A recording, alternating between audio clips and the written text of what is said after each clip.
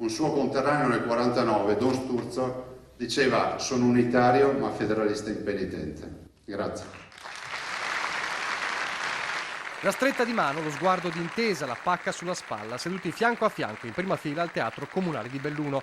E quella richiesta di autonomia che emerge inevitabile davanti al capo dello Stato. Sergio Mattarella visita la montagna e lo fa accompagnato in ogni passo dal governatore del Veneto Luca Zaia, fin da subito in elicottero a sorvolare Longarone e quel Vajont che ancora grida giustizia, passando per le tante troppe lapidi dei morti di un 9 ottobre indimenticabile, quello del 1963, per arrivare all'ottobre più vicino, la montagna devastata che scorre nelle immagini in teatro. Io sono molto legato a questa provincia, alle sue montagne, che ho frequentato di continuo durante la mia ormai lunga vita. Prima con il Presidente abbiamo sorvolato le valli del Cadore. Dicevo al Presidente: guardi, da queste terre che sono impervie, che sono difficili, sono partiti molti veneti, molti bellunesi, molti cadorini, sono andati in giro per il mondo, ma non a riempire le galere, ma a farci onore, ad essere rispettati. E come aveva promesso, Zaia non si lascia scappare la possibilità di dirlo apertamente, quello che da tempo la montagna e il Veneto chiedono. Ma guardi, questa comunità la si può aiutare velocemente con 2 o 3 operazioni molto semplici.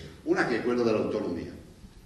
E è una partita che noi non consideriamo irrispettosa, è una partita che consideriamo assolutamente rispettosa della legge, lo abbiamo fatto, come lei ben sa, nell'alveo della Costituzione, ma è la volontà di iniziare un percorso nuovo per questo Paese. L'altra partita è assolutamente rappresentata dalle Olimpiadi. Mi perdoni, non è la lista della spesa, ma è la volontà di dire che queste sono delle assolutamente grandi opportunità per noi. La risposta arriva subito a partire dall'autonomia. Ci sono problemi di cui stanno occupando governo e Parlamento, sui quali io quindi non posso esprimermi, ma posso farlo sulle Olimpiadi, Presidente Zaia, che considero Olimpiadi e considero un'occasione di grande importanza, non soltanto per 2 regioni e 2 città protagoniste, ma per l'intera Italia.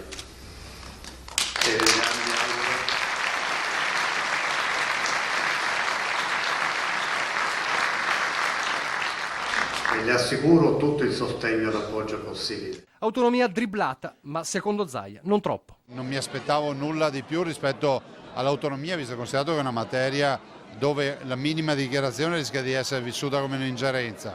Diciamo che ci siamo ed è fondamentale che comunque il Capo dello Stato non abbia mai detto fino ad ora che siamo fuori strada. Ben venga la presa di posizione unica sulle Olimpiadi, perché questo ci dà ancora più forza, visto e considerato che la comunità internazionale sa che c'è una squadra, ma anche con il Capo dello Stato che sostiene a pieno titolo tutta questa partita.